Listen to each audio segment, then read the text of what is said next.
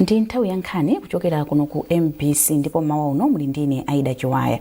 Poyamba nayi mitu yake.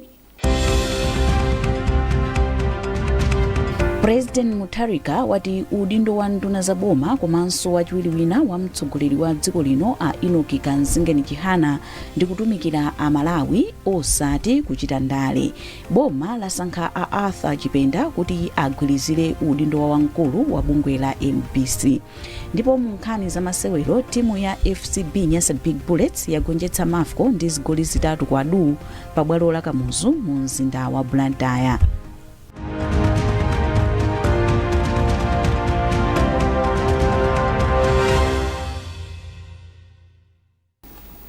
Takulandirani mu nkhani zathu. Mtsogoleri wa dziko lino Profesa Arthur Peter Mutharika wati udindo wa nduna za boma komanso wachiwiri wina wa mtsogoleri wa dziko lino a Enoki Kanzingeni Chihana ndi kutumikira a Malawi osati ndale. Profesa Mutharika alankhula izi ku nyumba ya boma yasanjika mu mzinda wa Blantyre pamwambo olumbiritsa nduna ziwiri zatsopano komanso wachiwiri wina kwa mtsogoleri a Enoki Chihana. George Nkandawire wafika ndi ripoti ili lomwe akuwerenga ndi Simeon Boyce.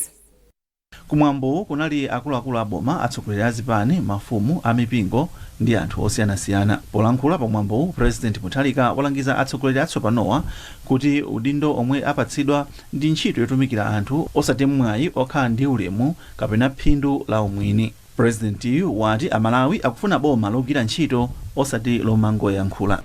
I've appointed you all with one purpose, to help us to rebuild this country and to add value to this country, aspects of our economy. We are not going there kudela kuntaya Afrika sobona yodela ntaya Afrika zimeja nzakale zatazimezo.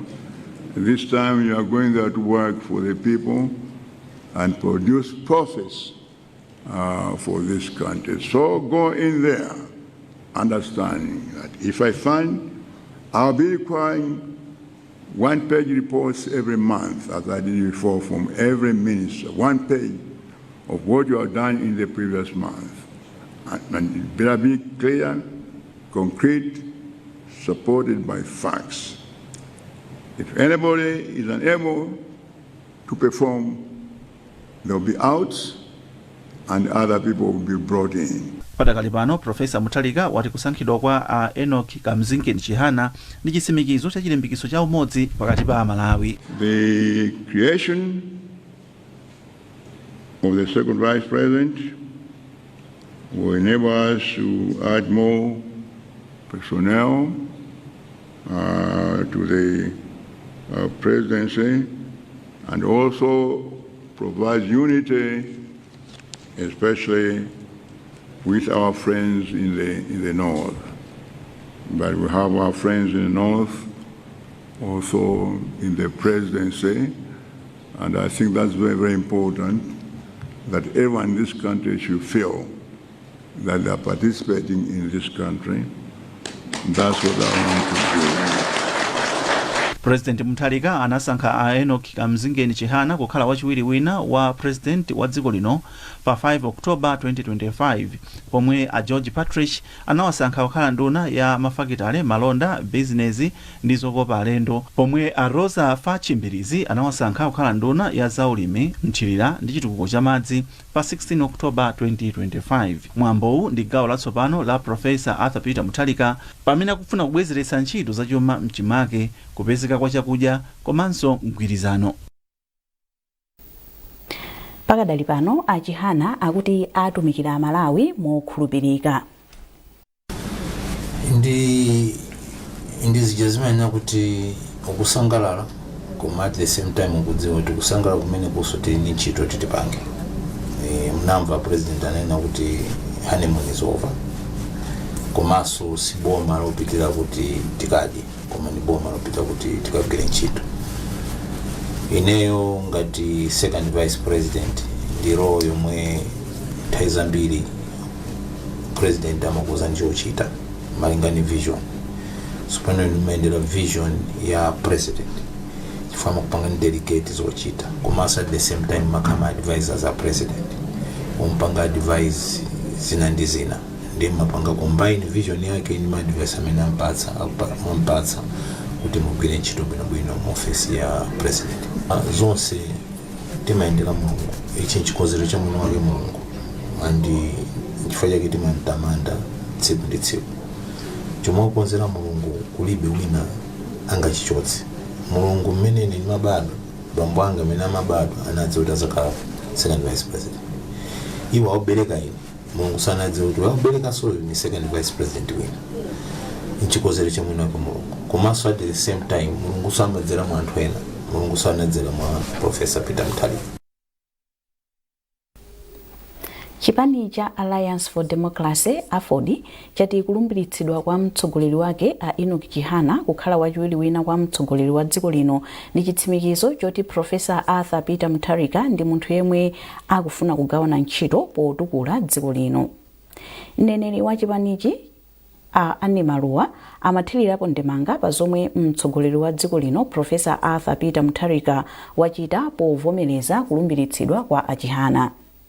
Iwo ati ichi ndi chitsimikizo choti Professor Arthur Peter Mutharika ndi munthu yemwe amasunga pangano zomwe zikupereka chiyembekezo kuti akwaniritsa zomwe analonjeza a Malawi. Mawu ake wachiwiri kwa mkulu wa University of Livingstonia Associate Professor Timothy Nyasulu wati zomwe wachita mtsogoleri wa dziko lino Professor Arthur Peter Mutharika posankha komanso kulumbiritsa a Enoch Chihana ngati wachiwiri wina kwa mtsogoleri wa dziko lino zilimbikitsa umodzi pa ntchito zotukula dziko lino. Mawu amene talandira mosangalala kwambiri tiwathokoze kwambiri a president kuti aganiza zimenezi kuti a Enoch Chihana akhale second vice president ngati ziko mene kuti zimene wapangazi a president ayika mtundu wa Malawi pamodzi kumpoto pakati kumwera ndi kuvuma kuti onsewo akhale pamodzi kungoganizira kuti kumpoto kukhale second vice president apanga chinthu chapamwamba kwambiri chifukwa mmene tili ndi second vice president kuchokera kumpoto tili ndi chikhulupiriro kuti azikambirana za chitukuko mdziko muno azikambirana zo tukula miyoyo ya anthu mdziko muno limodzi. Tayamba kale kuona kuti kuchoka mmene analumbitsira a president Enoch Chihana akhala ali pafupi ndi abwana ndiye kuti zambiri apitiriza kumakambirana kuganiza kuti dziko la Malawi lingapite bwanji patsogolo. Zimene zothandiza kwambiri andi zimene amanena president kwa Enoch Chihanazo ndi zofunikira ndikuipa kuti Enoch Chihana atenga mawu amenewo kugwiza ntchito moona mtima. Pakadali pano nduna za mafakitale ntchito za malonda komanso zokopa alendo George Patridge wati ntchito yake yoyamba aonetsetsa kuti boma liyike ndondomeko zabwino zomwe zithandize kukweza chuma cha dziko lino. A Patridge anayankhula motere ndi mtolankhani wathu Simeon Shumba. Poyambira ndiponena kuti tikonze kuti business environment ikhale bwino kuti ma business azitha kuchita rani osati kukhala ndi ma road block ambiri ngati nthawi inake ndinamva paka clip kenakake enaka kunena kuti sindimatha kuchita export ngakhale ndi ma contract ifa iyo ndimafuna ma license 13 ndi nangochita give up zimene zija example chabe imozi zinthu ngati zimene zijazo ma road block ngati amene tibafuna kuti tiawunikire kuti chifukwa chani tikupanga zimenezo kuti ma business athu khanga kuti akuletsedwa pali road block kuti apange zinthu kapena achite export zinthu. Mawu ake nduna za ulimi othirira komanso chitukuko cha madzi Rosa Fachimbilizi ati nthawi yakwana kuti anthu ayambe kupanga ulimi ngati business.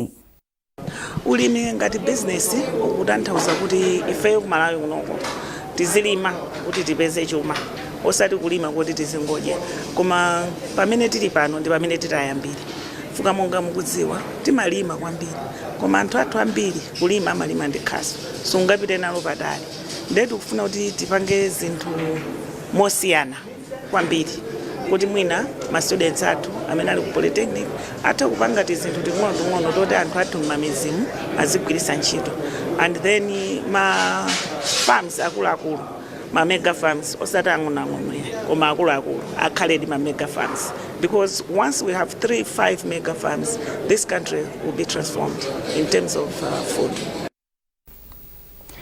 President Professor Arthur Peter Mutharika watsindika kuti boma lake likhazikitsa thumba lapadera la Sovereign Wealth Fund pa Chingelezi kuti lithandize kuteteza phindu lomwe dziko likupanga kuchokera ku ntchito za migodi komanso kuti Malawi apindule. President Mutharika wayankhula izi ku nyumba ya boma ya Sanjika pamwambo olumbiritsa wachiwiri wina wa mtsogoleri wa dziko lino Enoch Chihana ndi nduna zina zatsopano. Charles Chindongo walemba ripoti ili. I, Enoch Kamzingen Chihana, do solemnly swear that I will. Poyankhula pamwambowu, President Professor Arthur Peter Mutharika anati dziko la Malawi lili ndi miyala ya mtengo wapatali yokwanira yomwe ingathandize pa chitukuko cha dziko lino. President Mutharika anatchulapo graphite komanso rutile ngati zitsanzo za miyala ya mtengo wapatali zomwe zili ndi kuthekera kobweretsa ndalama pafupifupi $500 million pa chaka. I was talking to a bunch of Australians. They're saying that the minerals at Kankakude in Balaka have a lifetime of 100 years. And the minerals at graphite and rutile at Garcia have a lifetime of 40 to 60 years. Only those two together, if we mine and manufacture them here, would we make over $500 million a year, enough to establish a fund, a sovereign fund, to fund this country. President Mutharika wati pasapezeke munthu wina aliyense akutumiza ku maiko akunja miyala ya mtengo wapatali yomwe sinakonzedwe. I want us to go into manufacturing, and therefore I don't want any minerals exported in this country in raw materials. I'm issuing a decree today, no artisan, nobody at the airport is going to allow exportation of materials in raw form. If they do, I'm going to arrest them. It's as simple as that. We must add value here and then export them. There's one item which they bought $200 here, and they sold it after processing $700. You see, and that's how much we're being cheated. Izi zikubwera President Mutharika atangolengeza kuti boma lake laika chidwi m'magawo anayi achakudya, ndalama zakunja, mafuta galimoto komanso feteleza pofuna kuthana ndi mavuto ena omwe Malawi akumana nawo pakadali pano. Ripoti limenelo walemba ndi mtolankhani wathu Charles Chindongo koma wawerenga ndi Hilda Ngomano. Boma lasankha Arthur Chipenda kuti agwirizire udindo wa wamkulu wa bungwe la MPC kuyambira pa 21 Oktoba 2025. Achipenda omwe anali mmodzi mwa akuluakulu ku unduna wa zofalitsa nkhani akubwera ku bungwe la MPC pomwe a George Kasakula anawayimitsa kaye ntchito. Achipenda agwira ntchito ku unduna wa zofalitsa nkhani kwa zaka zoposa 20 ndipo posachedwapa analinso mneneri wa ku ofesi ya mtsogoleri wa dziko komanso nduna. Zatsimikizika kuti Malawi asanu ndi atatu 80 ndi omwe anafa pa ngozi ya basi yomwe inachitika pa 12 Oktoba mdera la Limpopo mdziko la South Africa. Kalata yomwe atulutsa akunduna ona ubale wa dziko lino ndi maiko ena yati undunawu unachita kafukufuku pamalo angoziwo komanso unagwira ntchito limodzi ndi unduna wa zamtengatenga ndi akuluakulu ena a boma la dziko la South Africa. Nzika za dziko la Malawi 23 ndi zomwe zinakhudzidwa ndi ngoziyi ndipo mwa iwo abambo ndi 16, amayi asanu ndipo ana ndi awiri. Anthu asanu ndi awiri anafera pamalo angoziyi pomwe mmodzi wafera ku chipatala komwe amalandira thandizo pamodzi ndi anthu ena 15. Undunawu wati ugwiranso ntchito ndi nthambi yoona za ngozi zogwa mwadzidzidzi ya Dodma kuti apereke thandizo lokwanira kwa mabanja omwe anataya okondedwa awo ndipo alibe njira zobweretsa matupi a abalewa kuno kumudzi. Nkhanizi zikukufikani kuchokera kuno ku MBC ndipo mmawa uno muli ndine Aida Chiwaya. Tentonenso mitu yake. President Mutharika wati udindo wa nduna za boma komanso wachiwiri wina wa mtsogoleri wa dziko lino a Enoch Kamzingeni Chihana ndi kutumikira a Malawi osati kuchita ndale. Boma lasankha a Arthur Chipenda kuti agwirizire udindo wa wamkulu wa bungwe la MPC. Ndipo mu nkhani za masewero timu ya FCB Nyasa Big Bullets yagonjetsa Mafco ndi zigoli zitatu kwa du pa bwalo la Kamuzu mu mzinda wa Blantyre.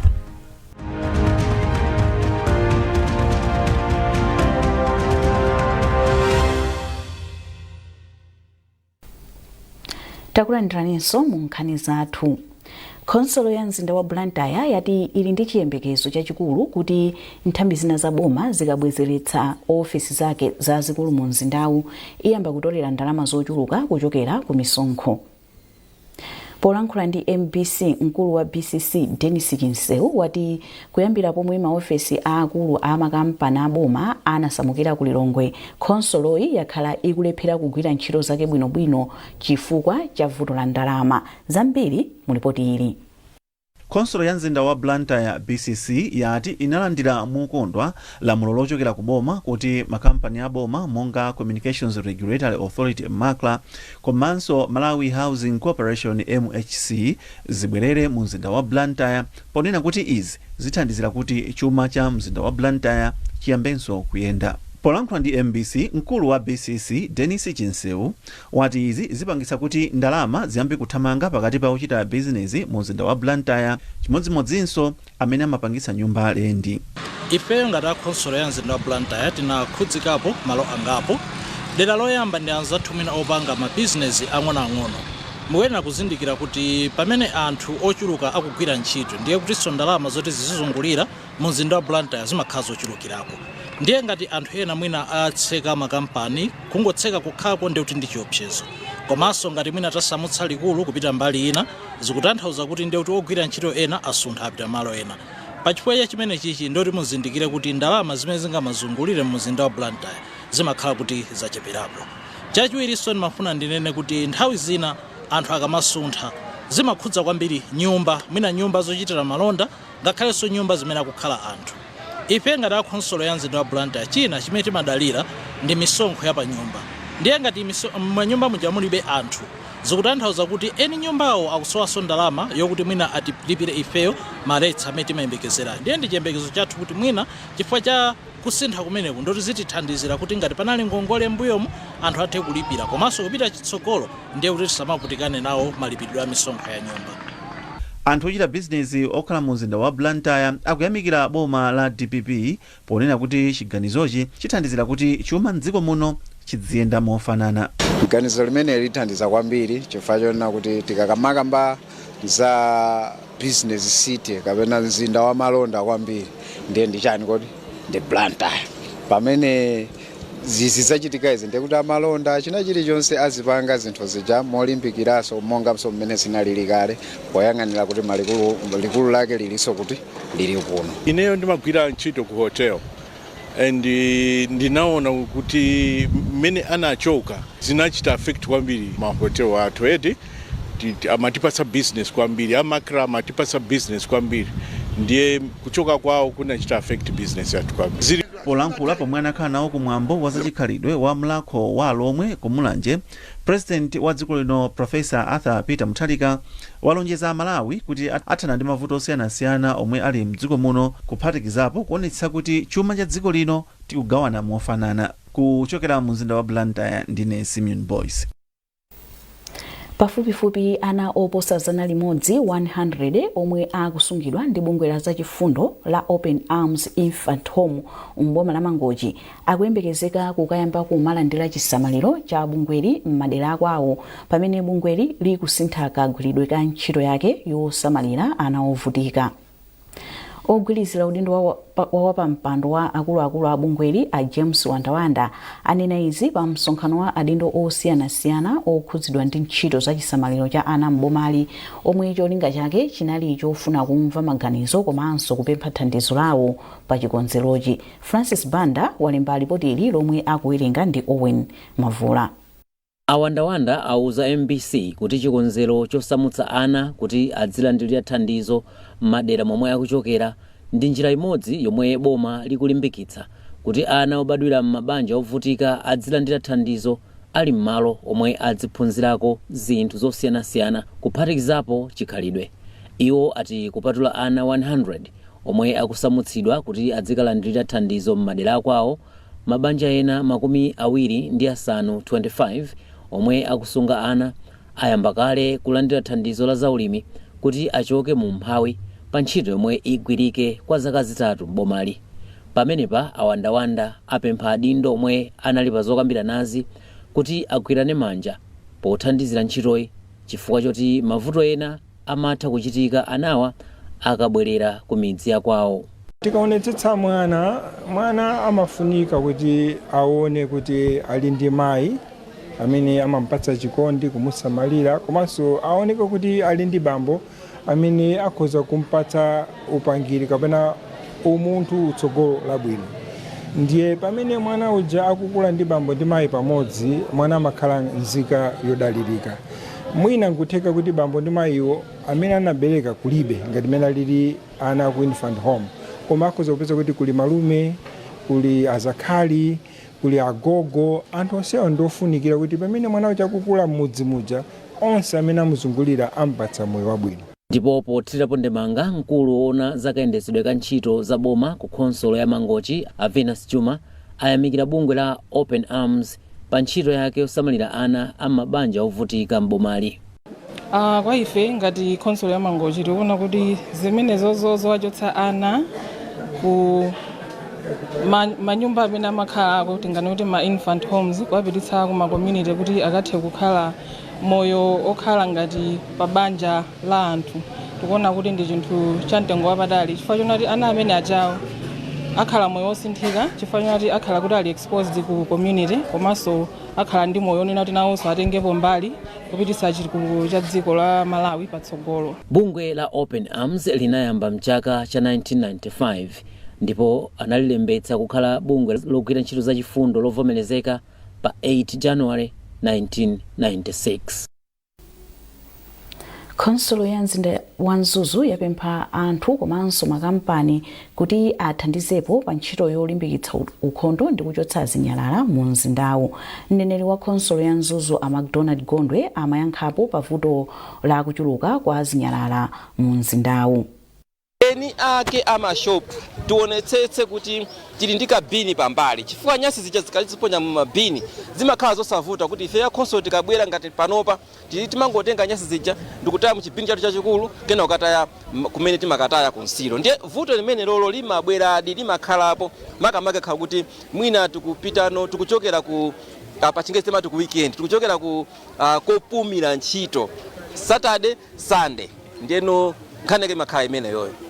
Tikamba za mahwilubala amakhala ochepa, tikamba za zosesera matsache amakhala ochepa, maplastic amafuna tizitsulo tinatake toti tizicha kubola chonchi kumangobaya chonchi timakhala sotochepa.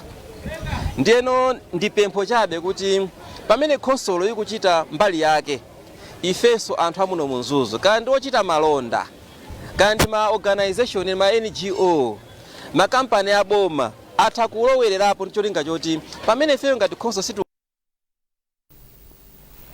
Munkhani za masewero, timu ya FCB Nyasa Big Bullets yagonjetsa Mafco ndi zigoli zitatu kwa du pa bwalo la Kamuzu kuti kusiyana kwake ndi Mighty Wanderers kufike ma point 7. Hassan Kajoke anagoletsera zigoli ziwiri pomwe Babatunde Adepoju anagoletsera chigoli china kuti tsopano timuyi ikhale ndi ma point 49. Mafco ili pa nambala 11 ndi ma point 23. Pa masewero ena Silver Strikers yabwerera pa nambala yachitatu itagonjetsa Greek Sporting ndi zigoli ziwiri kwa chimodzi. Silver ili ndi ma point 39 pomwe Greek ili pa nambala 10 ndi ma point 25. Ndi nkhani imeneyo tafika pa mtsiriziro pa nkhani zathu, koma tisanasiyane nayinso mitu yake.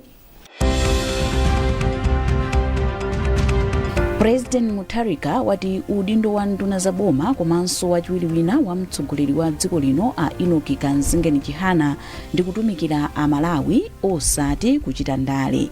Boma lasankha a Arthur Chipenda kuti agwirizire udindo wa wamkulu wa bungwe la MPC. Ndipo mu nkhani za masewero timu ya FCB Nyasa Big Bullets yagonjetsa Mafco ndi zigoli zitatu kwa du pa bwalo la Kamuzu mu mzinda wa Blantyre.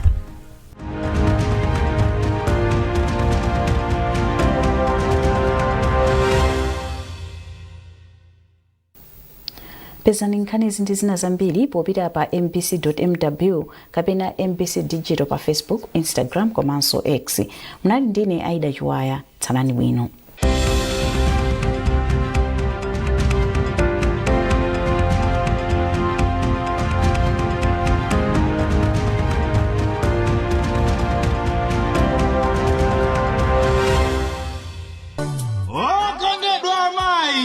Kunotu nezayambika chipwanzo chazokonza mai machesa chakachinonso takulandirani kuno tamvani zomwe mmodzi mwa masponsa wathu wankulu wakukonzerani chakachino uyu ndi Sanemane. Life is getting brighter. Ifeyo ngati Sanemane udindo wathu waukulu ndikuyendetsa mabizinesi amene ene ache ndi azimayi. Mwini wache wa business ndi mzimayi. Ife tingokhala ngati kuti kubwera kumbuyo kuyika zipangizo eneleza kuti business imene ijasafere banjira komanso ikhale yaphindu kwa nzimayiyo. Kumakonzeka atu amayi kumeneko. Ubale wa pa air tili konko konzekani. Kuti muchite sponsor nkudzakhala nawo kuchimwambo cha pamwambachi imbani foni pa 0886 703 159 0888 891 194 kapena 0881 551 344. Ndimene yoyotu kodi chakachino tili bize. Zokonda mai macheza 2025 Lilongwe ku BICC pa 15 November. Cash yapweka. Osafuna makobiri zake hizo. Anzano akuphula cash kudzera mu cash yapweka pa MBC TV1 ndi MBC Facebook page. Kuti mulowe nawo mmasewerowa imbani *4342*9#. Lowetsani nambala ya matikiti omwe mukufuna kugula. Muli ndi kuthekera kugula matikiti mpaka 10 pakamodzi. Lowetsani pini yanu ya Airtel Money kapena mpamba. Raffle ticket iliyonse ndi 400 kwacha. Mukatero sewerani ndi kuyamba kuwina migolo ya cash. Anthu amphumi azisankhidwa kuchokera m'maere tsiku lililonse live pa MBC TV1 ndi Facebook page yathu. Masewerowa ndovomerezeka ndi bungwe la Malawi Gaming and Lotteries Authority MAGLA. Anthu ochepera zaka 18 sayenera kuchita nawo masewerowa. Ndondomeko ndi malamulo zidzatsatidwa. This is a people's game. They will be bubbling about this one for weeks and months to come. Let's go!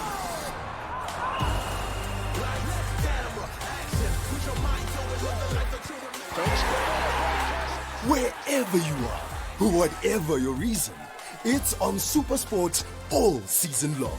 Available on DSTV and GoTV.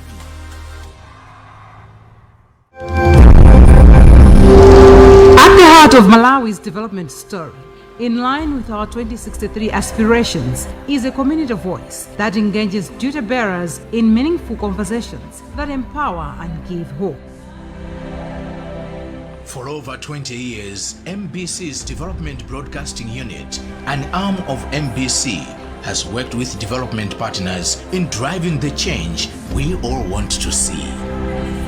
With a network of over 100 radio listening clubs across Malawi, our team of experts use social and behavior change communication to facilitate community-led transformation. From education, early childhood development, health, agriculture, climate change and human rights, we provide a platform that connects communities to solutions and partners to sustainable impact.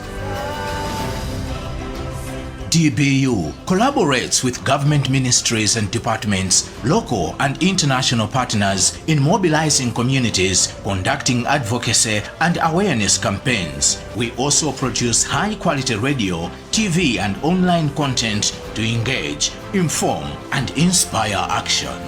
Join us by calling the following during working hours: +265 886 074 521 or +265 997 422 668. Email dbu@mbc.mw or visit any of our regional offices in Area 4 Lilongwe, Mangochi and Kaningena Studios in Mzuzu. Development begins with dialogue. Get in touch. MBC, inspiring the nation.